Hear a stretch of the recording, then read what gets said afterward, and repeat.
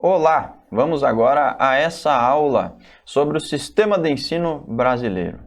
Essa aula ela é muito importante para que você se localize, para que você se situe, para que você veja e perceba aonde que você está, de onde que você está vindo e principalmente para onde você está indo. E acima disso tudo, é muito importante ressaltar que nenhuma dessas vontades, nenhuma dessas situações prevalece. Mas a situação que mais prevalece aqui é a situação seguinte: aonde querem que você vá? É sobre isso que nós vamos falar aqui agora e você já vai entender tudo melhor, certo? Então vamos lá. Vou começar então falando um pouco sobre a história do ensino brasileiro.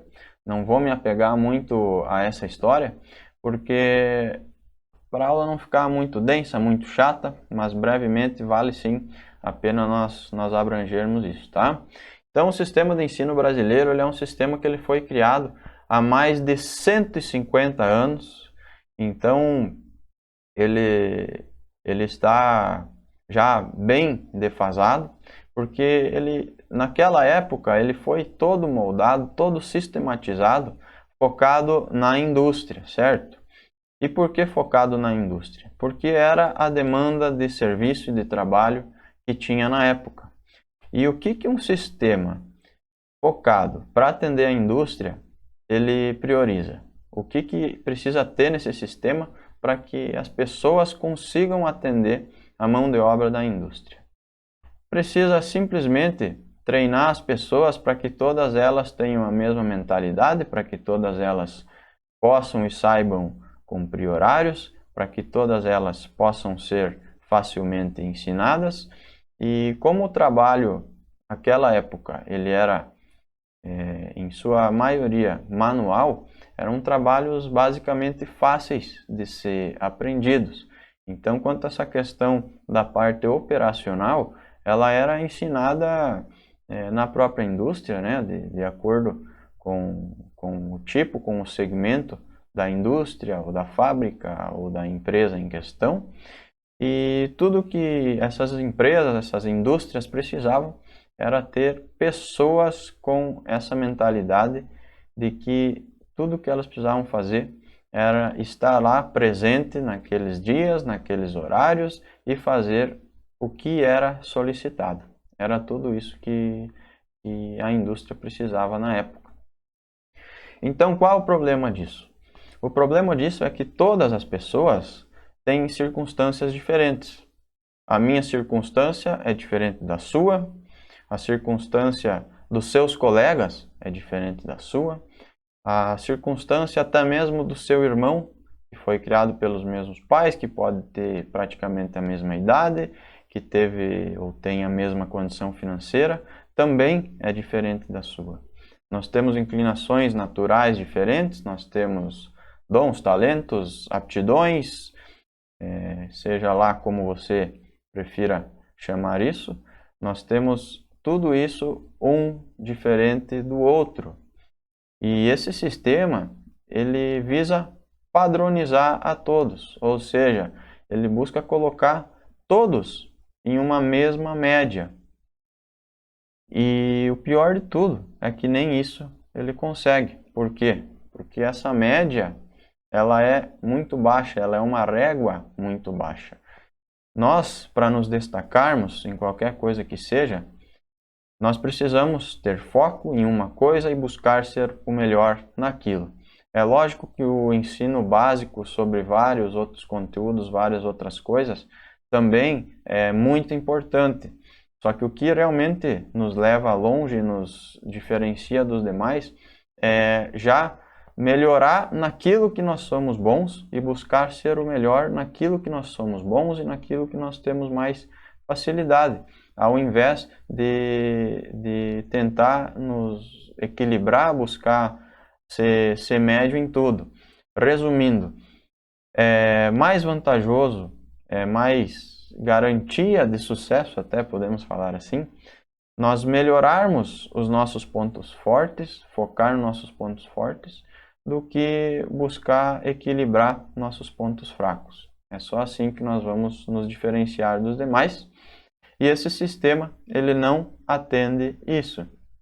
Por que ele não atende isso? Porque ele não atendia antigamente, lá quando ele foi criado, e também não atende hoje, já que esse sistema ele praticamente não evoluiu. Nós tivemos várias técnicas, nós tivemos vários métodos, tivemos várias descobertas novas durante todo esse período, e muitas delas não foram implantadas nem atualizadas na grade de estudo, e muito menos na grade de matérias que são nos repassadas, e mais adiante nós já vamos ver mais sobre esse tema. Eu vou também agora apresentar alguns estudos, alguns dados, algumas informações para vocês, para que vocês possam ter outras referências e para que vocês possam ver também que não sou eu que estou falando isso, mas sim que tem várias outras referências e estudos que comprovam tudo isso, que mostram que nós estamos nesse caminho.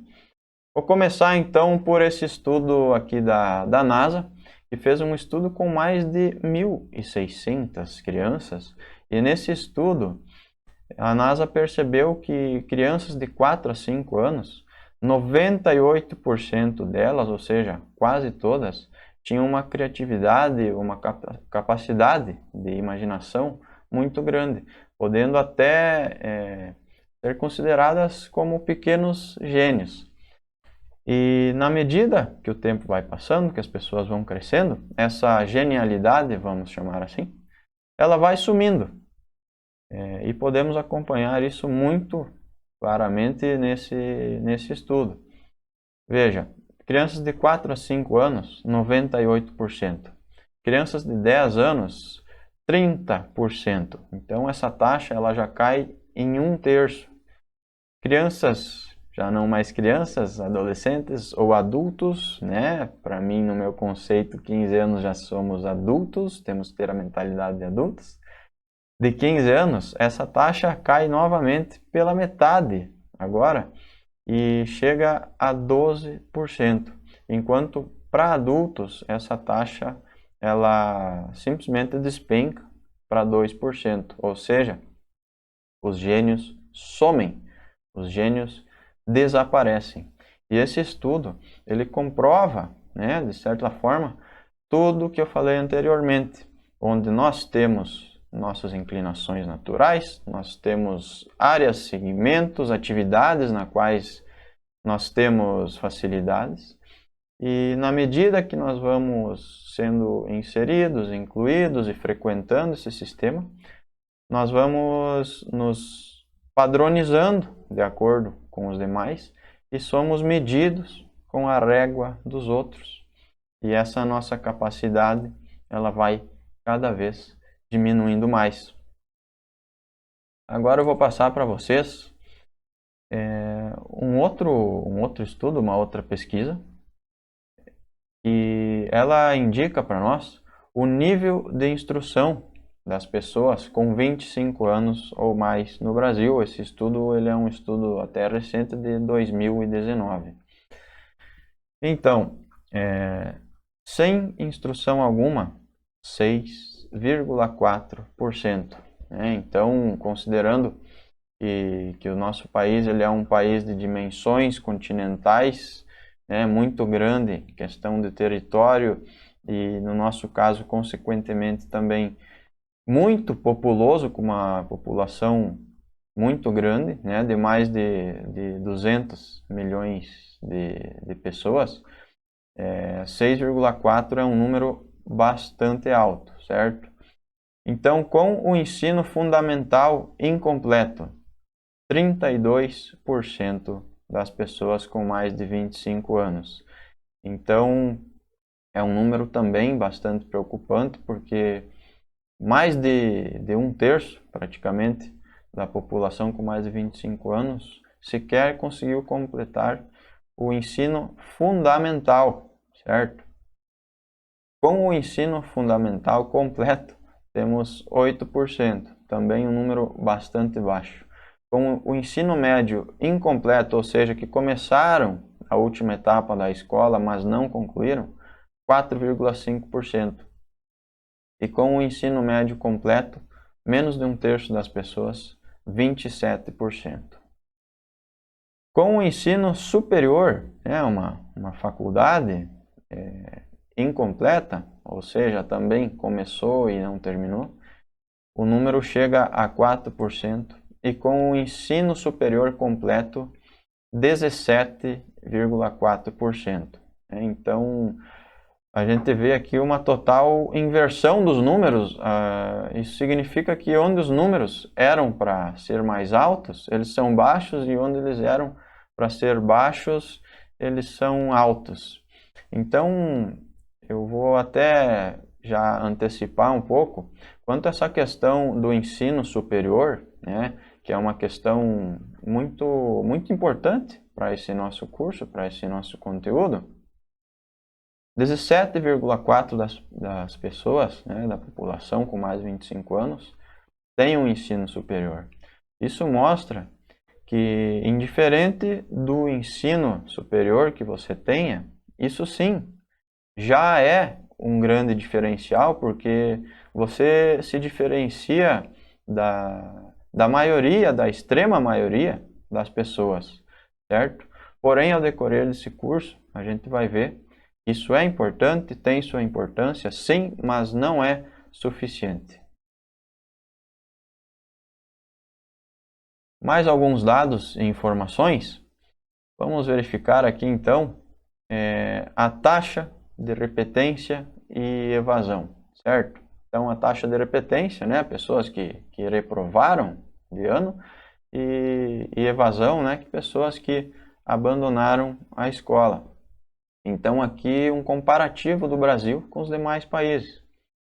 O Brasil, a taxa é de 21%, certo? Então, uma a cada 5 pessoas ou reprova ou abandona a escola. Enquanto isso, na Rússia, na China e na Coreia do Sul, a taxa ela é de menos de 1%, certo? Então, uma a cada 100 pessoas apenas ou repete ou reprova, podendo ter essa taxa praticamente zerada na Coreia do Sul. E é muito importante também a gente tornar esse estudo ainda mais minucioso. Por quê? Porque o problema ele começa já muito cedo. A gente pode perceber que da primeira à quarta série, essa taxa ela é ainda maior, 33%. Né? Então, já no início da escola, nossos números já não são nem perto do ideais, e na medida que a gente vai crescendo, vai avançando de série, esse número ele vai crescendo e aumentando cada vez mais, chegando a metade das pessoas e dos alunos da quinta a oitava série que acabam reprovando ou abandonando a escola. E no ensino médio, esse número ele é ainda maior, ele é de 60%, ou seja, mais que a maioria, né? Então ainda tem uma observação importante que na faixa dos 15 aos 17 anos, embora 82% estejam na escola, nem metade frequenta a série correta, né? Então, realmente, os que estão ainda não estão fazendo o melhor proveito e não conseguem sequer frequentar a série correta. Então, os números realmente são assustadores. Há pouco falei também da Coreia do Sul, onde a taxa de repetência e evasão ela é quase zero.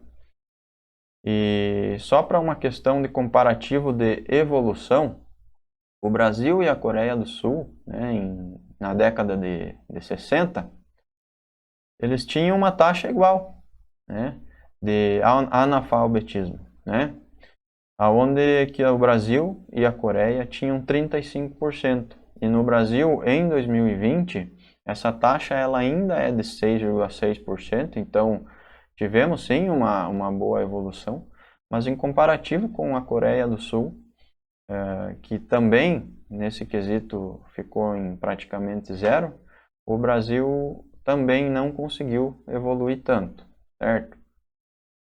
Então o Brasil ele fica